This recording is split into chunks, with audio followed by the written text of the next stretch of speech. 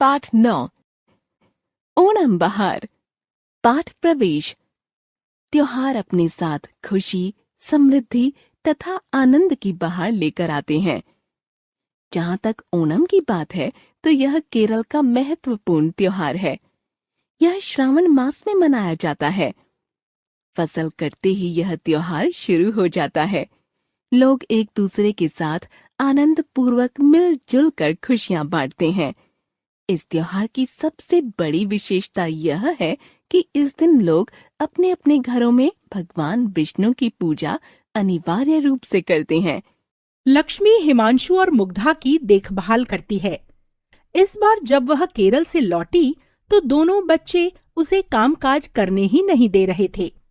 लक्ष्मी भी उन्हें कुछ खास बताने के लिए उत्सुक थी। दीदी, इस बार तो केरल जाकर आप मुझे भूल ही गई। माँ का बनाया उत्तपम हमें अच्छा नहीं लगता था। अच्छा, चलो आज शाम को मैं तुम्हें उत्तपम बनाकर खिलाऊंगी। दीदी, आपका गांव कैसा है? मेरा गांव बहुत सुंदर है। पूर्व दिशा में सह्याद्री पर्वत है। जब सूरज निकलता है तो समुद्र की लहरें चमकने लगती हैं। हल्की हल्की बयार के झोंकों से नारियल के पेड़ लहलहाने लगते हैं। दीदी, आपके गांव में समुद्र है? हाँ, है ना। समुद्र भी है और नदी भी। नदी का निर्मल जल वातावरण को और भी सुंदर बना देता है। आसमान में उड़ते तरह तरह के पक्षी नीचे आकर पानी में अठखेलियां करते बहुत सुंदर लगते हैं। नदी के किनारे पर खिले जंगली फूलों पर रंग बिरंगी तितलियां मंडराती हुई मन को लुभाती हैं। दीदी, तभी आपने इस बार इतनी देर लगाई आने में? नहीं भाई, देर से आने का कारण है ओणम। दीदी, ओणम क्या है और उसमें क्या क्या होता है? हमारा त्योहार है। जब किसान फसल काट कर खलिहान भर चुके होते हैं तभी केरल में ओणम का त्योहार शुरू होता है। शुरू होता है मतलब? क्या यह त्योहार कई दिनों तक चलता है? और क्या इस त्योहार में बच्चे भी कुछ करते हैं दीदी? हाँ, यह 3 दिनों तक चलता है। इसमें बच्चे सुबह सुबह नहा धोकर लाल, पीले, सफेद फूल तोड़कर लाते हैं। जगह जगह बाग बगीचों में बच्चों की टोलियां नजर आती हैं। क्या लोग उन्हें मना नहीं करते? अरे नहीं, सब खुश होते हैं, एक दूसरे की मदद करते हैं। स्त्रियां आंगन को गोबर से लीपकर फूल चक्र बनाती हैं, यानी रंग बिरंगे फूलों की गोलाकार आकृतियां। इसे पूक्कलम कहते हैं। घर का मुखिया सबको नए कपड़े देता है।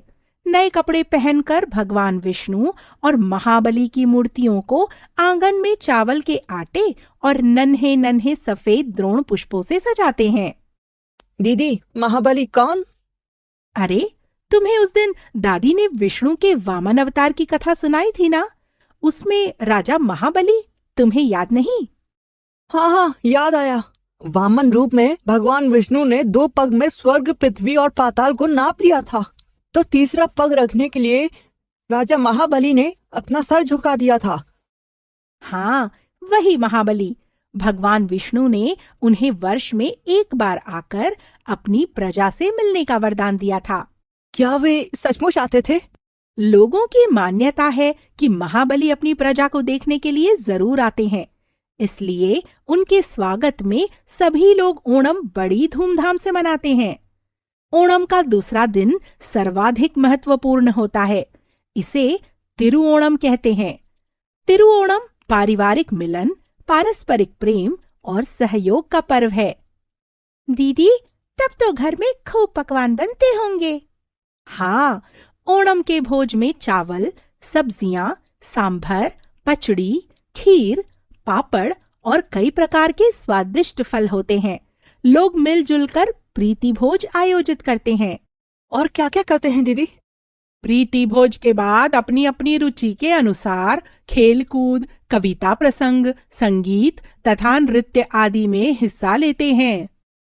हाँ, आपने बिल्कुल ठीक कहा। इस अवसर पर विशेष रूप से खेले जाने वाले खेल जैसे तत्नपतुकली या किलिंतटुक्कली, ताश, शतरंज आदि में पुरुष बढ़ चढ़कर हिस्सा लेते हैं। और लड़कियां? महिलाओं और लड़कियों के अपने खेल या नृत्य होते हैं, जैसे तुम्बितुल्ल, तिरुवातिर, कौकोट्टिकल्ली आदि। महिलाएं नाचते समय गाती हैं, हमने घर को खूब सजाया, आओ महाबली, आओ फैले सुख और शांति सभी में, सबको वर दे जाओ। इस अवसर पर कथकली नृत्य का आयोजन भी विशेष रूप से किया जाता है। अरे लक्ष्मी, ओणम पर नौका दौड़ भी तो विशेष प्रसिद्ध है ना? हमने टीवी पर नौका दौड़ देखी थी। हाँ, एक अराणमुला नाम की जगह है जहां पर नौका दौड़ होती है। इसे देखने के लिए बड़ी संख्या में लोग इकट्ठा होते हैं। टीवी पर भी वह दिखाई जाती है, पर वह हमारे गांव से दूर है, इसलिए मैं वहां नहीं गई थी। दीदी, वह लड़कियों वाला खेल तुम्बितुल्ल वगैरह तो आपने खेले ही होंगे। हाँ हाँ, मेरी वहां बहुत सहेलियां हैं। 3 दिन हमने बहुत मजा किया। तीसरे दिन आंगन में बनी सभी कलाकृतियां महाबली के जाने के बाद हटा ली जाती हैं और फिर सभी लोग अगले वर्ष आने वाले ओणम की प्रतीक्षा करने लगते हैं।